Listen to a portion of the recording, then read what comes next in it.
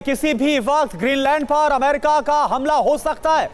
न सिर्फ ईरान को लेकर बल्कि ग्रीनलैंड के खिलाफ भी डोनाल्ड ट्रंप कार्रवाई के मूड में है। ट्रंप ने हमले का प्लान बनाने का आदेश भी दे दिया है। स्पेशल ऑपरेशंस कमांड को प्लान बनाने के लिए कहा है। आपने इससे पहले सुना होगा कि ग्रीनलैंड को लेकर जिस तरह से वेनेजुएला पर अमेरिका ने कब्जा किया, कुछ इसी तरह की प्लानिंग ग्रीनलैंड को लेकर भी है। और जो रणनीति है इस पर आगे बढ़ते हुए यह खबर आ रही है और यह बहुत ही बड़ी खबर है। यह बहुत ही विध्वंसक साबित हो सकता है, खास तौर पर यूरोप के फ्रंट पर।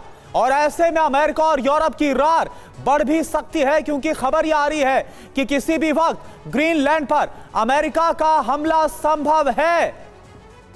तो दो ऐसे मोर्चे हैं जिस पर अमेरिका इस वक्त बहुत तेजी के साथ आगे बढ़ रहा, अपनी रणनीतियां बनाता हुआ नजर आ रहा है। खबर यह है कि बाकायदा सिर्फ ये कोई जुबानी बयान नहीं है, बल्कि इसको लेकर जो स्ट्रेटेजी है, रणनीतियां है, वो तैयार की जा रही है और बैठकें भी हुई हैं।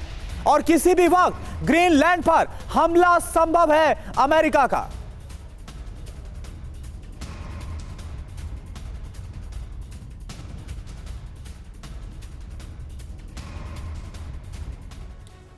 तो ट्रंप का मिशन ग्रीनलैंड आखिर है क्या, यह आप समझिए। दरअसल स्पेशल फोर्स के कमांडर्स को ट्रंप ने दिया है ऑर्डर। ग्रीनलैंड पर हमले का फाइनल प्लान बनाने का आदेश दे दिया गया है।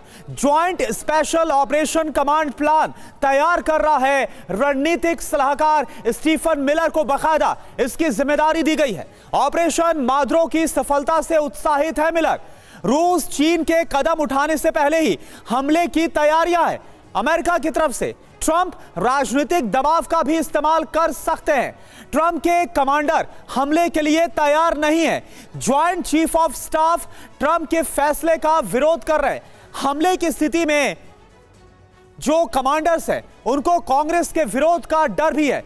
ईरान पर हमले को लेकर ग्रीनलैंड से भी हटाने की कोशिश कर रहे हैं। रूसी जहाजों पर कब्जे की भी कमांडर्स की कोशिश का जो नतीजा, तमाम जो बातें हैं वो नजर आ रही। लेकिन सवाल यह है कि जिस तरह से अमेरिकी सीनेट में यह प्रस्ताव पारित हुआ था कि आगे कोई भी फैसला डोनाल्ड ट्रंप बिना सीनेट की मंजूरी के नहीं ले सकते, तो क्या वाकई में डोनाल्ड ट्रंप इसके खिलाफ जाएंगे? हमले की तैयारियां क्यों हो रही हैं?